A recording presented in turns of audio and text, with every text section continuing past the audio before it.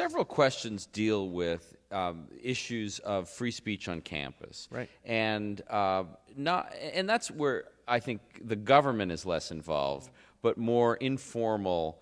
I don't know if censorship is the right word, but sometimes the phrase political correctness is used. Do you think that I don't think this probably applies to you very much, but do you think people in your classes, students in your classes, less outspoken, less established faculty members than you, worry about expressing certain sentiments on campus?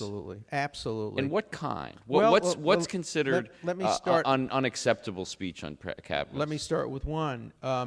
On 50% of American college campuses today, fully 50%, there is not a single faculty member, dean, administrator, junior faculty, senior faculty who will speak out on behalf of Israel, whether it be on behalf of the two-state solution, on behalf of the Amos Oz approach to Israel.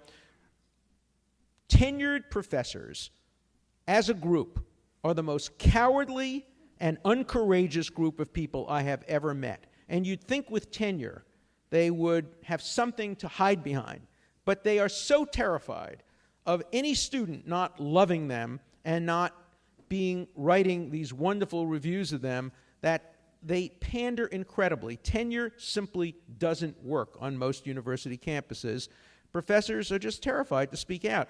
When I speak on a college campus, I'll get calls when I speak about Israel, whispered calls. Oh, thank you, Alan, for speaking up. Well, why won't you speak out? Well, I don't feel comfortable speaking about the subject. These are people who are supportive of Israel, but are terrified about speaking up. So that's one issue. Today, to be perceived as a Zionist on an American college campus is a dirty word, and that's a horrible state of affairs. Everybody points to Larry Summers.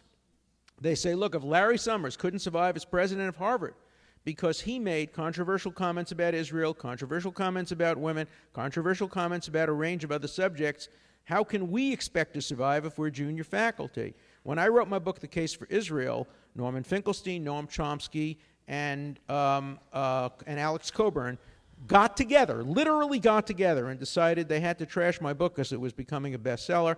And so they decided, this was a calculated plot, to do what they had done to 6 or 7 other pro-Israel writers, to accuse me of not having written the book and to accuse me of having plagiarized it. Now, I fought back, and as the result, Norman Finkelstein didn't get tenure at DePaul University.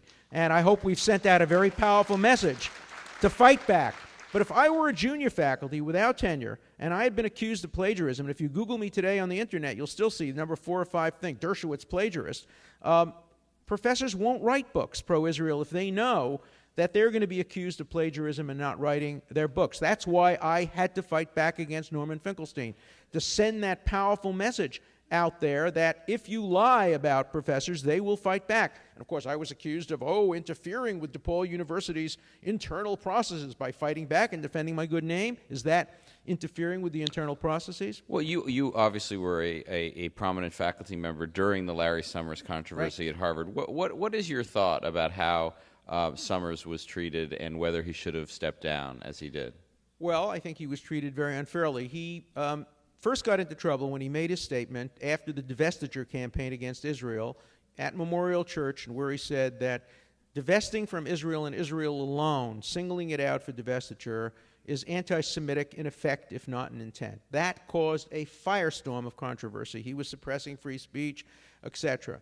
Then he made comments about women, which were, in my view, ill-advised comments, but they were statements that he believed were part of a serious intellectual discussion. And then he, of course, did probably gratuitously offend certain people by his style.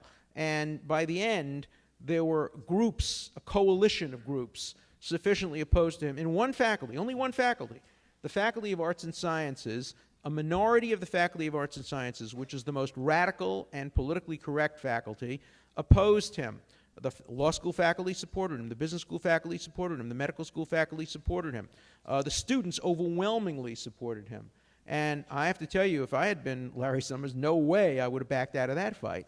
But he decided that with the largest faculty, arts and sciences, opposed to him, he had to step down. I think he's very happy now. He's doing a lot of interesting things. And he was recently banned from speaking at the University of California. That's an amazing story. And these same academic thugs that claim that we're trying to suppress. Tell a little what the California story about Summers. I don't really know enough about it. Just that, if he had said, "My name is Ahmadinejad and I call for the destruction of Israel," he'd be allowed to speak. But "My name is Larry Summers and I call for the defense of Israel," somehow he's banned on a university campus, the way Netanyahu was banned from speaking at Concordia University. Ehud Barak was banned. Minutemen were banned from speaking at Columbia University by students who wouldn't allow them to speak. And I don't remember Lee Bollinger insisting that the Minutemen have an opportunity to speak at Columbia University. Now, I think once Ahmadinejad was invited, I think it was important not to cancel that invitation. But I don't myself think that President Bollinger, who I like and generally support, did credit to the university or to himself in the way he handled it. I think the name calling was uncalled for. If you invite somebody, you invite them. You can ask focused, specific academic questions, or you can wait until after he makes his speech.